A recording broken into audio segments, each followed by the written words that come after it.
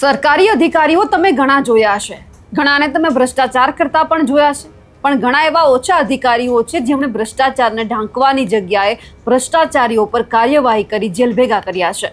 આવા જ એક અધિકારીની આજે વાત કરવી છે જેમણે સિંઘમ બની ભ્રષ્ટાચારીઓની સામે પડી પોતાના ખિસ્સા ભરવાની જગ્યાએ એની સામે કાર્યવાહી કરી છે। આજે એક એવા અધિકારીની વાત કરી રહ્યા છીએ કે જેમણે પોતાના કર્તવ્યને હંમેશા ઉપર રાખ્યું છે। બદલીનો ઓર્ડર આવ્યો છતાં પોતાની કામ કરવાની શૈલીમાં કોઈ બાંધછોડ ન કરી અને જતા જતા પણ ખોટાને ખોટું કહેતા ગયા અને જે જગ્યા પર બદલી થઈ છે એમને સંદેશો આપી દીધો કે ભ્રષ્ટાચારીઓને ખોટું કરતા સાવધાન થઈ જજો, કારણ કે હું આવી રહ્યો છું। નમસ્કાર, આપ જોઈ રહ્યા છો નિર્ભય ન્યૂઝ અને હું છું આપની સાથે રિદ્ધિ। ખનીજ માફિયાઓ પર ધાક બેસાડનાર ચોટીલા પ્રાંત અધિકારી હરેશ મકવાણાની આજે વાત કરવી છે। ચોટીલા સાયલા થાનગઢમાં અબજો રૂપિયાની ખનીજ ચોરી ઝડપનાર પ્રાંત અધિકારી હરેશ મકવાણાની મહીસાગર ખાતે ડેપ્યુટી કલેક્ટર તરીકે બદલી થતા ખનીજ માફિયાઓને ક્યાંક રાહત થઈ છે। સુરેન્દ્રનગર જિલ્લામાં પોતાની કડક અને નિષ્પક્ષ કામગીરી માટે જાણીતા અધિકારીની અચાનક થયેલી આ બદલીએ સ્થાનિક રાજકારણ અને વહીવટી વર્તુળોમાં ચર્ચા જગાવી છે। પ્રાંત અધિકારી તરીકેની તેમની ફરજ દરમિયાન હરેશ મકવાણાએ ચોટીલા, સાયલા, થાનગઢ અને મૂડી તાલુકામાં વ્યાપક પ્રમાણમાં ચાલતી ગેરકાયદે ખનીજ ચોરી સામે લાલાક પણ કરી હતી। તેમણે પોતાના કાર્યકાળ દરમિયાન દરોડા પાડીને અબજો રૂપિયાની ખનીજ ચોરી અને તેના સાધનો જપ્ત કરી કડક કાનૂની કાર્યવાહી પણ કરી। તેમની આક્રમક ઝુંબેશને કારણે સુરેન્દ્રનગર જિલ્લામાં ગેરકાયદે ખનીજ ઉત્ખનન કરતા ભૂમાફિયાઓમાં ભારે ફફડાટ પણ વ્યાપી ગયો હતો। એચટી મકવાણાની નિષ્પક્ષ અને કડક કામગીરીને કારણે તેઓ ખનીજ માફિયાઓ અને તેમના રાજકીય આકાઓની આંખમાં કણાની જેમ ખૂંચતા હતા। સૂત્રો પાસેથી એવી પણ માહિતી મળી છે કે તેમની બદલી કરાવવા માટે ખનીજ માફિયાઓ અને કેટલાક રાજકીય નેતાઓ દ્વારા લાંબા સમયથી ઉચ્ચ સ્તરે ભારે મથામણ અને દબાણ પણ કરવામાં આવી રહ્યું હતું। એચટી મકવાણાએ ચોટીલા, થાન અને મૂડી ત્રણેય તાલુકામાં છેવાડાના માનવી સુધી સરકારી યોજનાઓના લાભો સમયસર પહોંચે તે માટે સતત સમીક્ષા અને નિરીક્ષણ પણ હાથ ધર્યું હતું। આટલી કામગીરી કરીને તેમણે લોકોમાં એક અલગ વિશ્વાસ ઊભો કર્યો।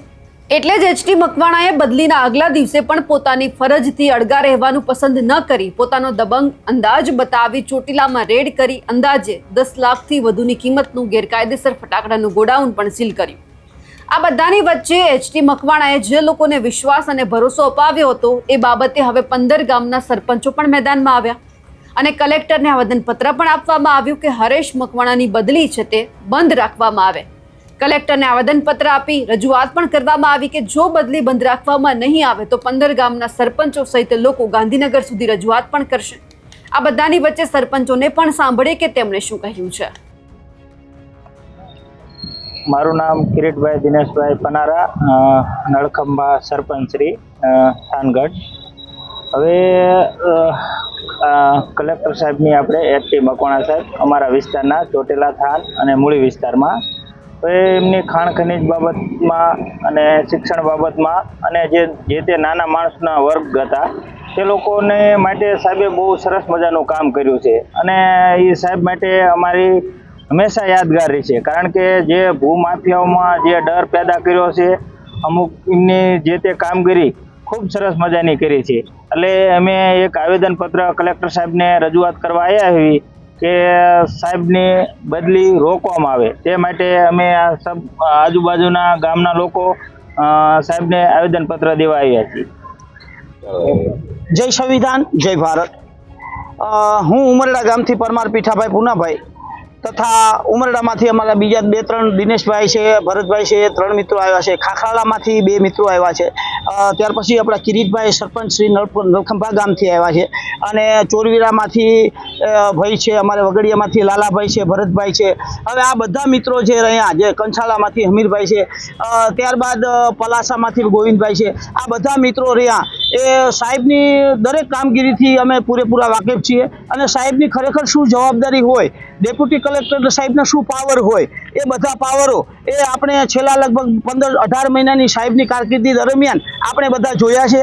તો ખાણ ખનીજ વિભાગમાં જો એમનું તંત્રની જે કામગીરી રહી એ એમણે અસરકારક કરી છે। ત્યારબાદ દવાખાનાનું કોઈ આરોગ્યનું કામ હોય તો એ પણ એમણે જોરદાર કામગીરી એમણે સાહેબે સારી રીતે નિભાવી છે। મારા માનવા પ્રમાણે સાહેબ 24 કલાકમાં લગભગ 18 થી 20 કલાક જેવું એ સાહેબ સતત ને સતત ભૂખ્યા રહી અને મારી નજરે 4:30 ના 5 વાગે બપોરનું જમણ લીધેલું છે એમને। તો આવા અધિકારીઓની હજુ સમયકાળ દરમિયાન જે 3-2.5 વર્ષનો જે હોય એ પૂર્ણ નથી થયો, તો ઉપર સરકાર તંત્ર તરફથી જે રાજ્ય સરકારે જે કાલે નિમણૂકની હુકમ કર્યો છે, એ સાહેબની બદલી કરી છે, તો આ સાહેબની બદલી રોકાય અને વધારેમાં વધારે અમારા 3 તાલુકા જે રહ્યા એની પબ્લિકોને વધારેમાં વધારે એમનો વરી લાભ રહે, એ હજુ એમનો સાહેબનો પૂરો લાભ અમને મળતો રહે બધી પબ્લિક માટે.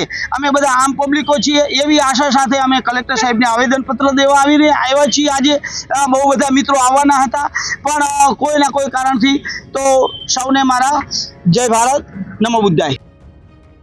એચટી મકવાણાની ચોટીલા પંથક જ નહીં, પણ તેઓએ જ્યાં જ્યાં ફરજ નિભાવી છે એમની નોંધ લેવાઈ છે. એમાં પણ પંચમહાલમાં જે કામગીરી કરવામાં આવી હતી તેમાં સરકારમાં પણ ખળભળાટ મચી ગયો હતો.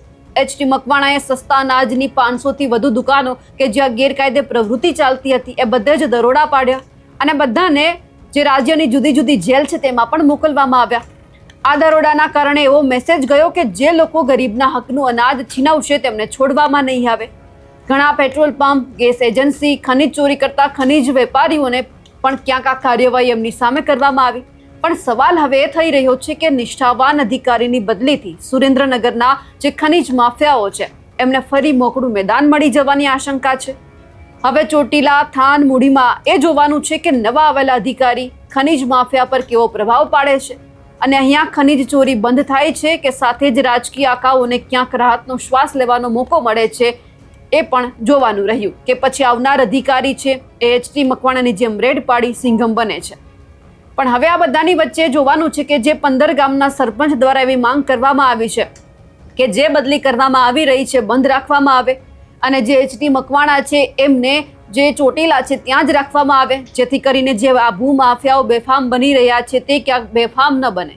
પણ હવે જોવાનું છે કે કલેક્ટર દ્વારા આ રજૂઆત છે એમને આગળ મોકલવામાં આવે છે કે કેમ. અમારા અહેવાલને લઈને આપનું શું માનવું છે કમેન્ટ કરીને ચોક્કસથી જણાવજો. સાથે જ અમારી નિર્ભય ન્યૂઝ ચેનલને લાઇક, શેર અને સબસ્ક્રાઇબ કરવાનું ભૂલશો નહીં. નમસ્કાર.